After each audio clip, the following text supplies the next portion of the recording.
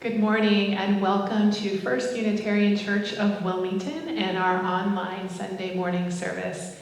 My name is Reverend Pamela Watt. I'm the minister here at First Unitarian, and on behalf of our congregation, I welcome you to our service this morning.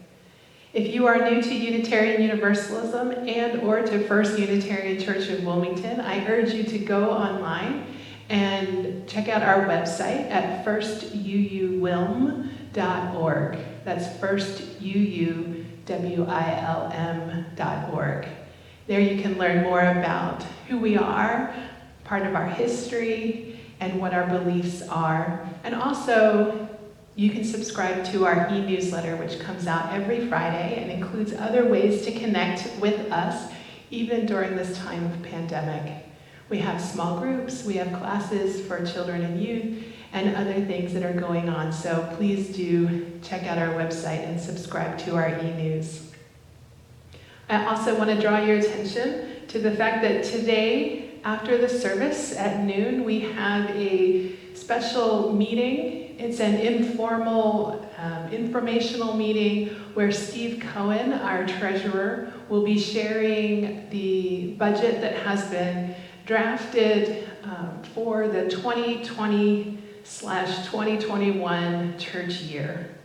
So Steve will be available in this meeting, which is happening by Zoom, and there's a Zoom link in our newsletter and other resources. If you are having trouble logging in or you don't have that link, you could email our AV team, who will do their best to respond quickly. That email is avteam@firstuuwilm.org. And so please do make sure you have that link so that at noon you can get in on that meeting, hear Steve talk some about what went into this budget draft, and also ask any questions that you might have about the budget and our finances for next year. And I also wanted to encourage you, if you're new to Zoom, or you just want to kind of feel out the platform a little bit, you'll be able to log in right after the service starting at 11:30. So between 11:30 and noon, you can go ahead and log in and just get comfortable and know that your connection is good in time for the noon meeting. Also on Sunday, May 17th, we will have a formal congregational meeting to vote on this budget. And so I urge you to make sure that you mark your calendar for Sunday, May 17th at noon. And again, that will be through the Zoom platform, and a link will be coming out in our e-newsletter.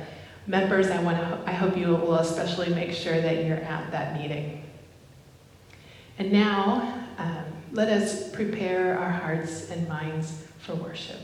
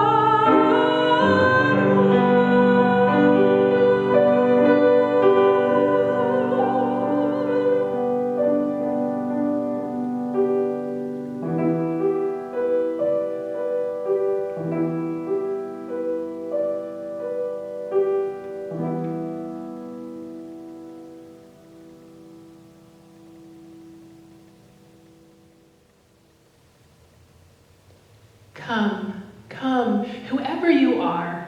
Come with your hurts, your imperfections, your places that feel raw and exposed. Come, whoever you are. Come with your strengths that the world shudders to hold. Come with your wild imaginings of a better world. Come with your hopes that it seems no one wants to hear. Wanderer, worshiper, lover of leaving, we will make a place for you. We will build a home together. Ours is no caravan of despair. We walk together. Come, yet again, come. I believe that there are no moments as sacred as the coming into and going out of one's life. And today we dedicate our chalice lighting to new life in our midst. Leah and Maya Orchenik announced the birth of Lachlan William Orchenik, born April 21st at 8:29 p.m., weighing 8 pounds, 6 ounces, and 20.5 inches long. Everyone's home now and doing well. Arlene is a proud big sister to Lachlan. And Leah, Maya, and Arlie, we congratulate you. We cannot wait to meet Lachlan when we are back in our space together. And so we light our chalice, grateful for this new spark of life that has come into our community and into Leah, Maya, and Arlie's home. Welcome.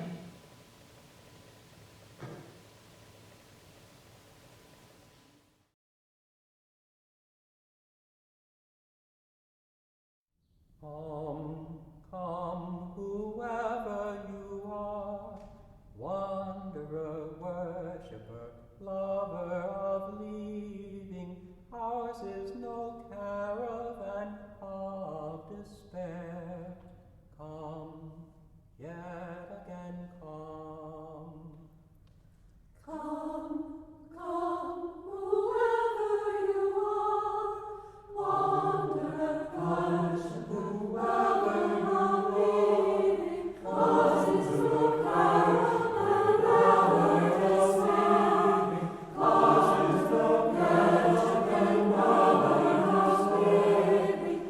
cause it's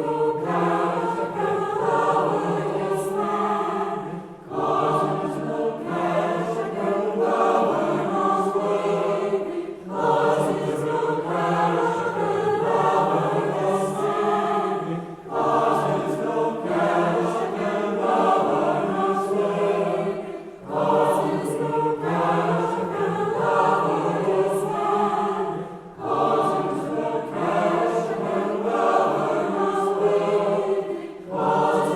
caravan, lover despairing, cause it's no caravan, lover despairing, cause it's no caravan, lover despairing, cause it's no caravan, lover despairing, cause it's no caravan, lover despair.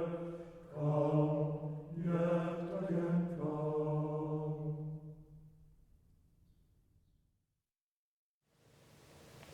Please join me in saying out loud our unison affirmation. First Unitarian Church of Wilmington is a beloved community that nourishes minds and spirits, fights injustice, and transforms the world through loving action. Babies don't believe anything. Babies aren't born Buddhists or Baptists or believers of any sort. But soon after we arrive in the world, we start to gather ideas. We pick up beliefs and ideas about people and animals and families. We collect ideas about stars and comets and how it all got started. We accumulate beliefs about good and bad, right and wrong, what's healthy and unhealthy, and what's important in life. And all these beliefs, which we get from our parents and playmates, from the TV, from Sunday school, go into our belief bag.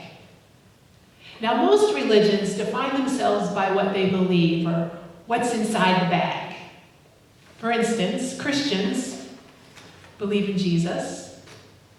Muslims believe in Allah and in the Prophet Muhammad. Buddhists believe in the Four Noble Truths. But Unitarian Universalists don't have just one set of beliefs. What makes us different is the way we Unitarian Universalists carry our beliefs, because there are different ways of holding your belief bag. For example, some people, they hold their bag like this. They clutch it close and make sure that the top is tightly sealed because they don't want their beliefs exposed to any new ideas that could threaten what's inside. They've got their whole world wrapped up in a nice, tidy package, and because their bag is all closed up, we sometimes call these people closed-minded. On the other hand, some people are just the opposite. They don't pay much attention to what goes into their bag. One idea is as good as another. And if other folks believe it, or if they read it on the internet, heard it on a talk radio, then it must be true. Because they carry their bags in such a sloppy manner, we call these people sloppy thinkers. And then there are people who carry their bags like this, like a club they use to hit other people. What's inside their bag may sound very nice and sweet. For instance, I believe in peace and kindness and in the golden rule. But they use their bag like a weapon. You don't believe in peace? You nasty person, shame on you. But none of these ways is the Unitarian Universalist way. Instead, we carry our bags like this, with the top open so that new ideas and experiences can get inside, and old beliefs can be tossed aside if needed. We carry our bags in front of us so that we can see and examine what goes in, to be sure it makes sense and fits with other things we know. And also so that we can see what our neighbors think and share our thoughts with others. Above all, we never use our beliefs to beat up or bully other people. And that's what it means to be a Unitarian Universalist. The next time somebody asks you, what do the people in your church believe, you can tell them, for Unitarian Universalists, it's less important what you believe than how you hold your beliefs.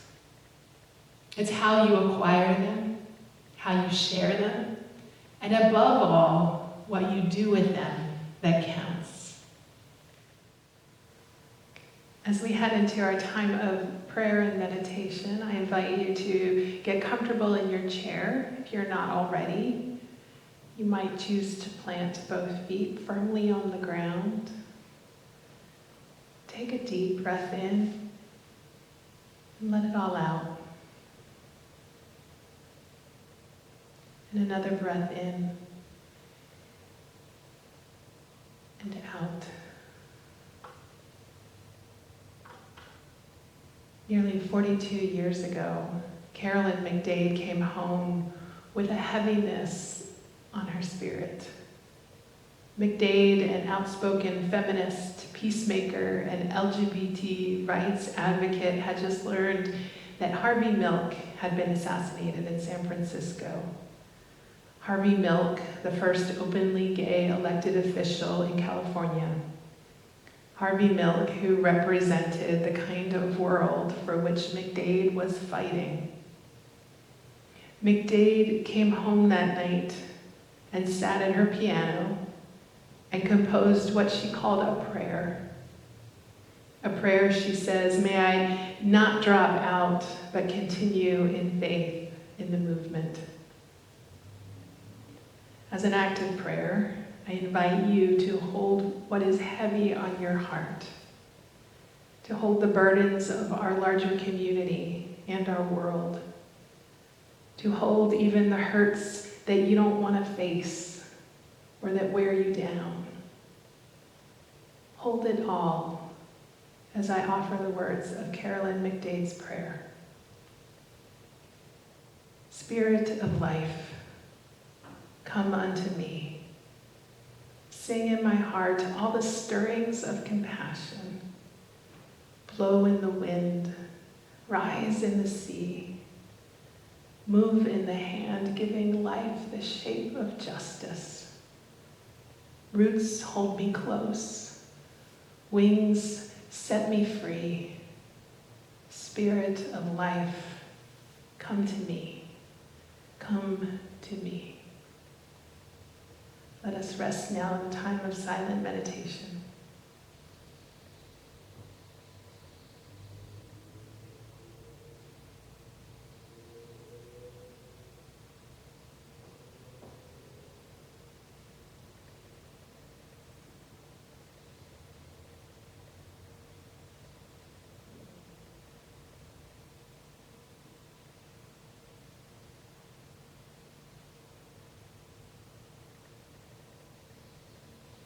We speak now the names of our beloveds. We speak the names of strangers.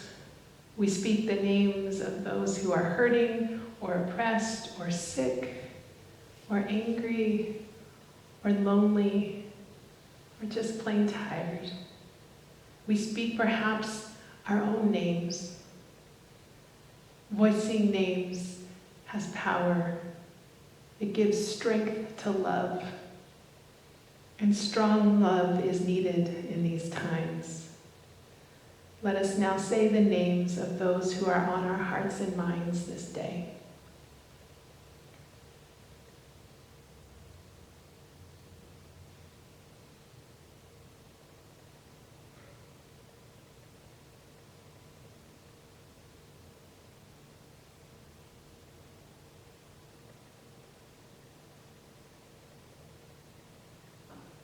May all those names who were spoken and those who were left unspoken, may they know peace and healing today.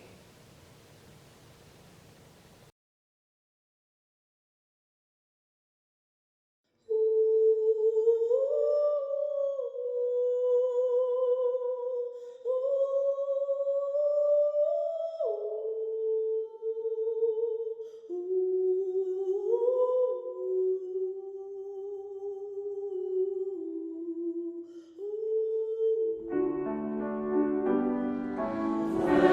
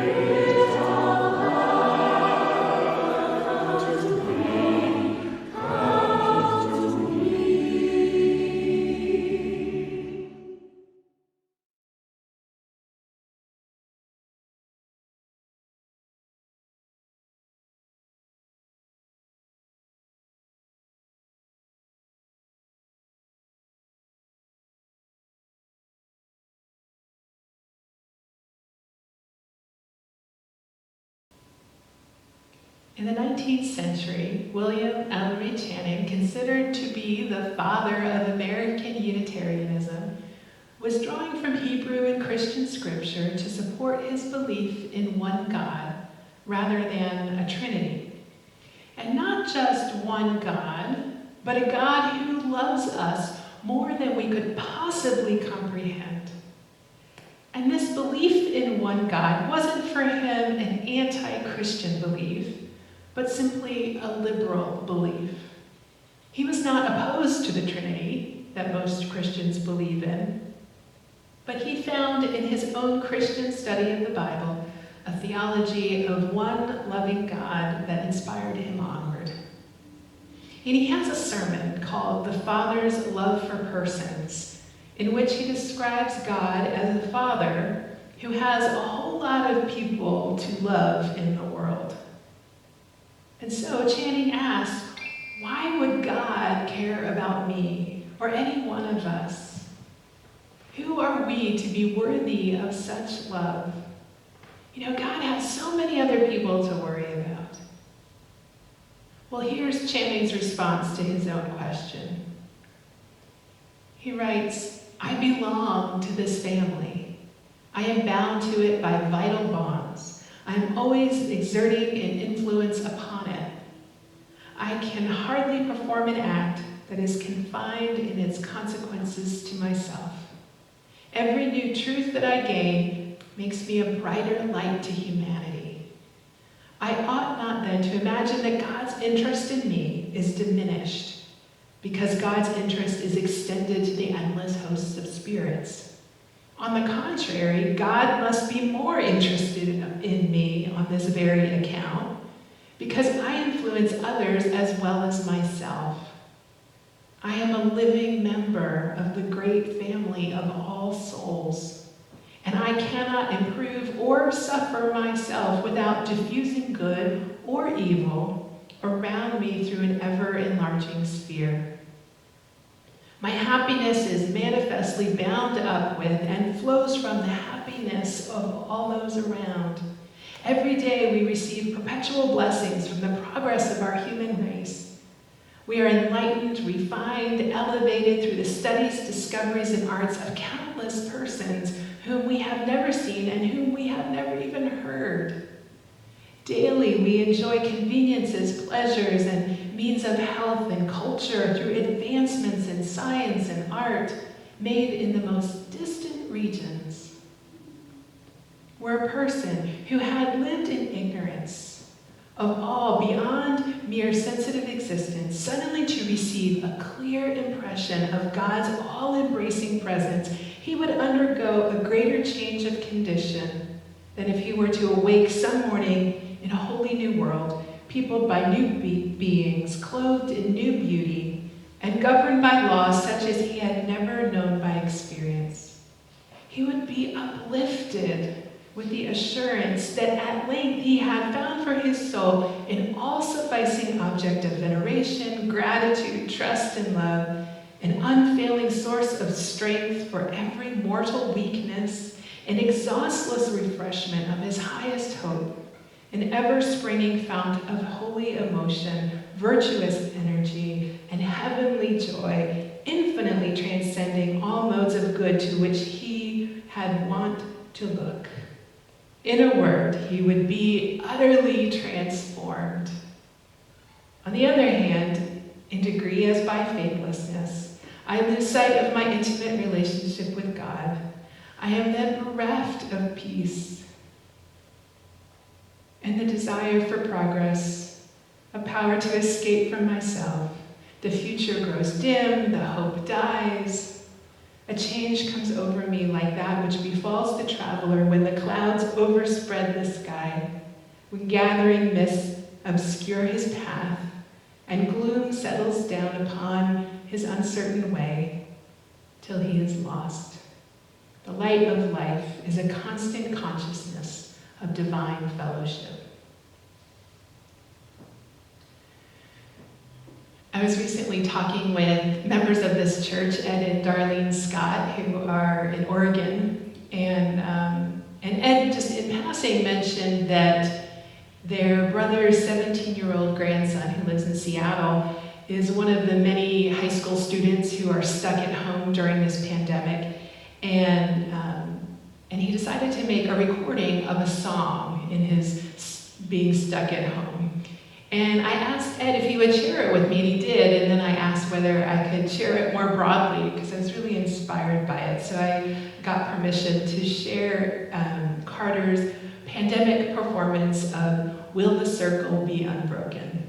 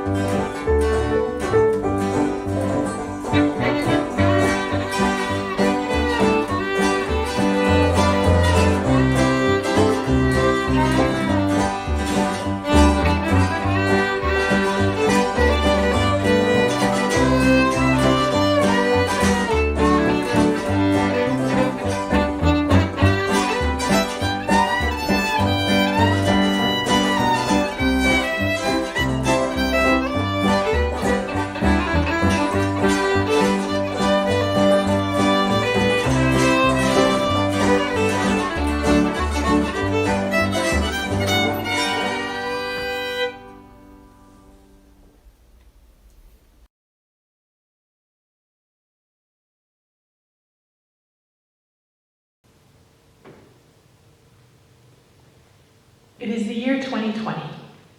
Unitarian Universalists have come a long way since William Ellery Channing was preaching his messages of divine love.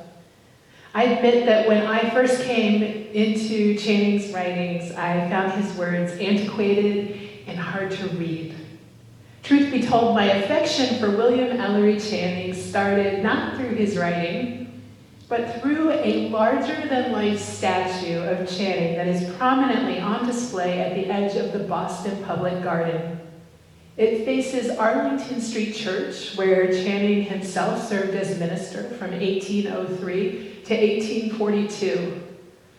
And what moved me about first seeing that statue was that on that particular day, Boston was in the midst of its annual LGBT Pride Parade, which goes right by Arlington Street Church.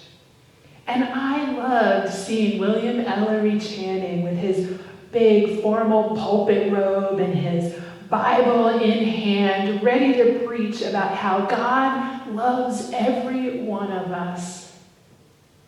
And for that special day, he was proudly wearing a bright rainbow feather boa and holding a rainbow flag.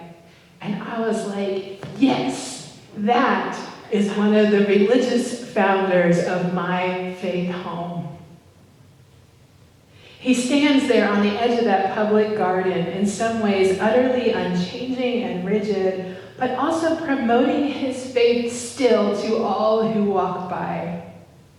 This faith that says that God loves everyone so enormously that if you were really to take that in, it would be like waking up to a whole new world. Everything we know would be experienced differently than it was before. Utter transformation. We would feel so seen and heard and loved and trusted, he says. We would have strength for every challenge in this life, endless supplies of hope and energy and joy. Oh, so much joy. We would, in short, fall in love with the world all over again. If only we could fathom the love that God has for us. But that's the theist interpretation. And not all of us are theists. Or perhaps we aren't theists in the way that Channing was, or in the way that Channing's congregation was. So is there another way then to imagine the truth of this idea that God loves us all in such a transformational way, that if we truly understood it, our lives would be forever different? Of course, the answer is yes. We don't have doctrine or dogma here in our Unitarian Universalist faith. I'm not going to tell you whether to believe in God or spirit or any other higher power or source of being. But I am going to invite you into covenant with me and others in our faith. And as part of that covenant, part of those promises that we make with one another, is that promise to affirm and promote the inherent worth and dignity of every person. That's our first promise that we make as Unitarian Universalists, to affirm and promote the inherent worth and dignity of every person. And sometimes when I say that sentence, I add 2 words onto the end for clarity. We affirm and promote the inherent worth and dignity of every person. Even you. Because some of you got imprinted with beliefs that make you think that somehow you're exempt from that promise of love. Just as some people somehow believe that God doesn't love them. And I like to be sure that everyone understands that no one is exempt. We affirm and promote the inherent worth and dignity of every person, and that includes you, and that includes me, and that includes others, whether or not it is popular or whether or not they themselves have found their own worth and dignity. Which is exactly what Channing says God does. Affirms and promotes the inherent worth and dignity of every person. Even though God knows so many people. Even still, God loves them all and wishes to care for them and honor them and make sure they have a voice. And so should we. And the other promises we make as Unitarian Universalists just kind of emerge from that promise. We promise to promote justice and equity. Make sure everyone has a voice, a vote in what matters to us. Make sure that we work for peace. We have these shared promises, but we are people who have a diversity of personal beliefs. You can follow Jesus or Buddha or Allah, or you can practice indigenous traditions, humanism. We each get a bag, our belief bag, and we get to decide which beliefs we're going to put in our bag.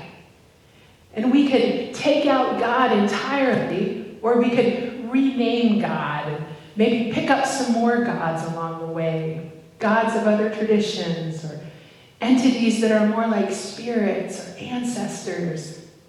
We could add to our belief bag our values, ethics, the guideposts that help us live our lives with meaning and with integrity.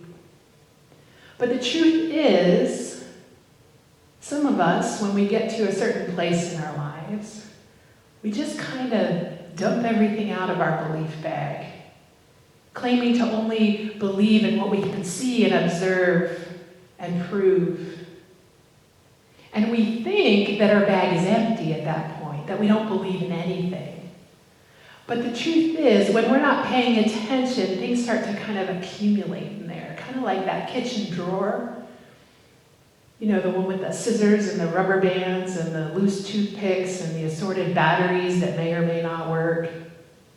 You know, who even knows what's in that belief bag after a while?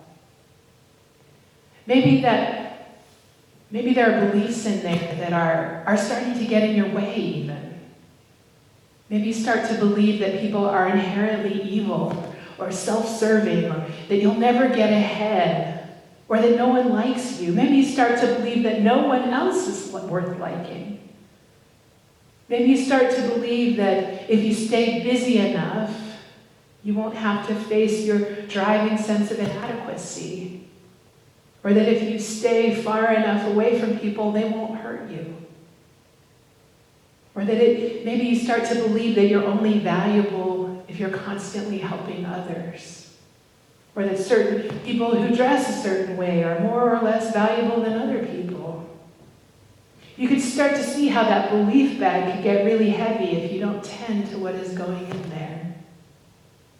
And most of us probably have some beliefs that have snuck into our belief bag when we weren't looking. And I think this time, this pandemic, is a good time to help us take inventory of what it is we believe.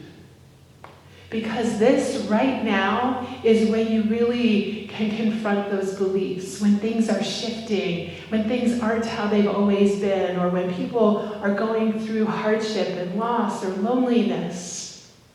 This time when long-held assumptions are getting challenged, which is happening for a lot of people, including me. Catherine Williamson, our Director of Religious Exploration, and I have been talking a lot about our plans for the fall and for next year here at the church. And we keep trying to plan things, but we have no idea what the fall is even going to look like.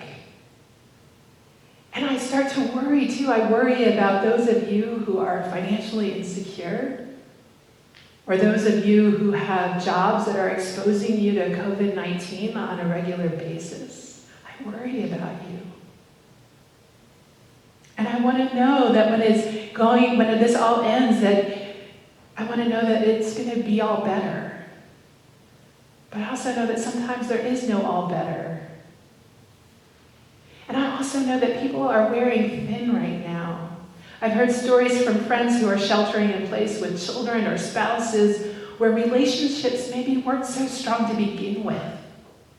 And with all this time together, and with all this stress that people are under, and no one going off to work or school, there's a lot of hardship there.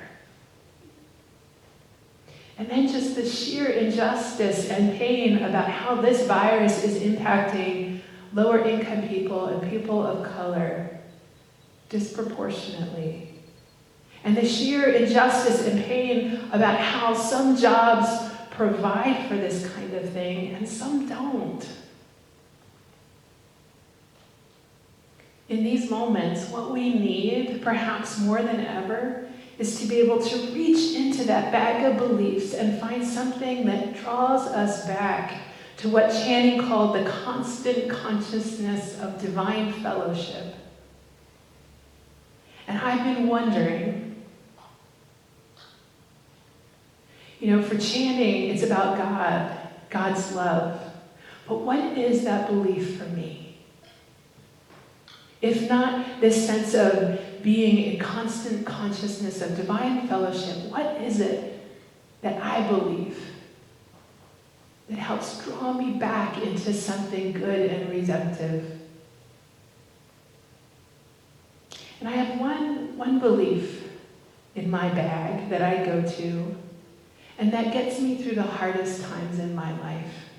One belief, not so much in a God or gods or spirit, not so much in principles or values. One belief, and that is simply that our world is worth falling in love with over and over again. And I am willing to risk heartache in order to love the world again. That's it.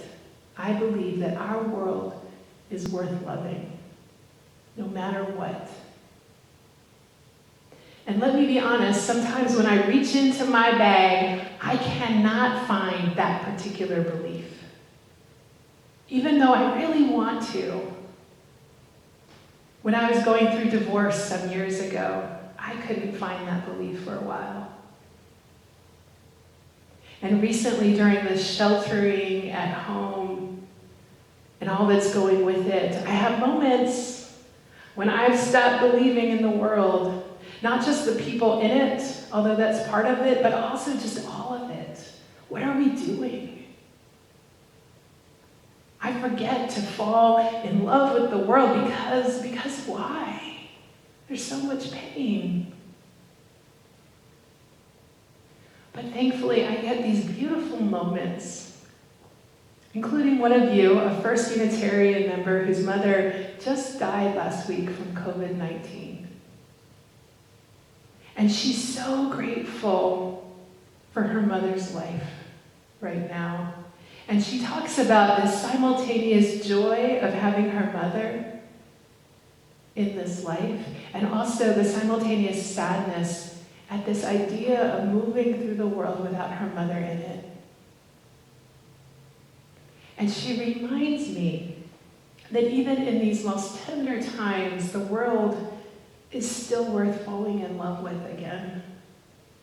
That massive change in our lives, like living without one's parent in the world for the first time ever, is something we are meant to face with all of the emotions, and also with a sense of wonder and possibility, and perhaps just some simple belief encapsulated in one word, that word yes. Yes, I will keep going on.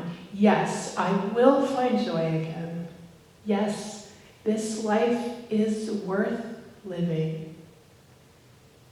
This world is worth loving. Yes, I will fight for justice. Yes, I will believe that good is possible. And I think of that video we watched of Carter performing "Will the Circle Be Unbroken?" On the posting of this video, Carter wrote, "Quarantine made playing music with a conventional band impossible, so I decided to try something new." What is it that gives a person, a musician, the strength to face isolation, having no collaborative music partners around, and to face that challenge by creating a band all alone with no other musicians? And in the last couple of weeks, when I cannot get to my yes, which is more often than I'd like to admit, I watched this video of Carter getting to his yes. Despite the losses of living out his senior year of high school at home and all the loss that goes with that, graduation and prom and all of that, not seeing his friends, he still gets there. He still gets to that yes. There's an African American spiritual that says, "Over my head I hear music in the air. There must be a God somewhere."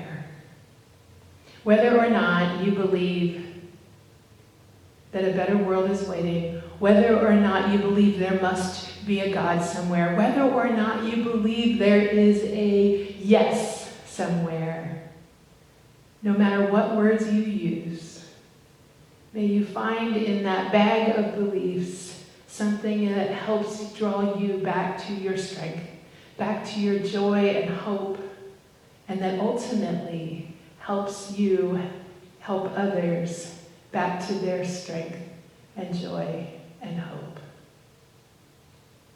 Let's sing together hymn number 30, "Over My Head."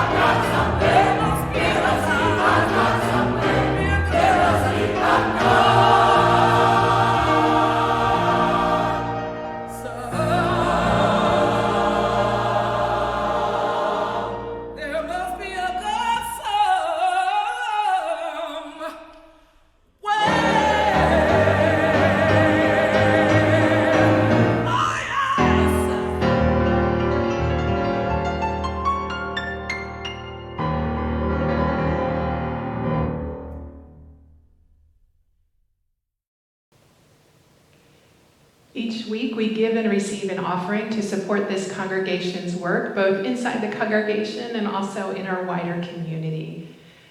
At this time, I invite you to consider making a gift to support and sustain First Unitarian Church of Wilmington and our mission.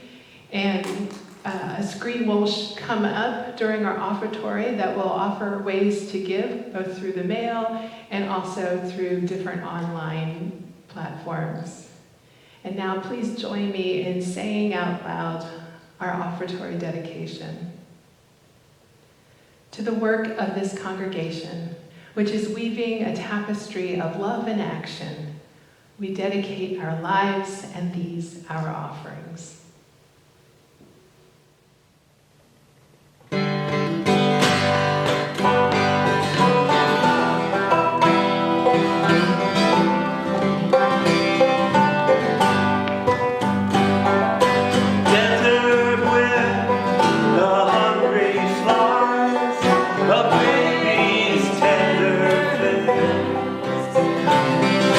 We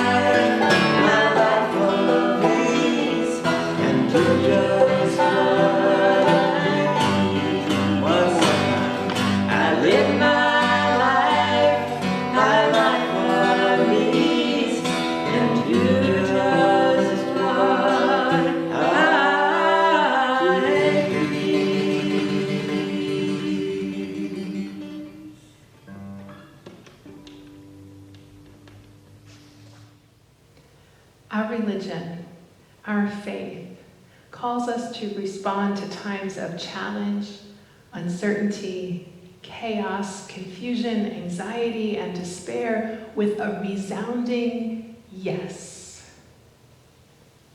Yes to loving this life and this world, and the courage to believe that around every bend is evidence of this growing spirit of love.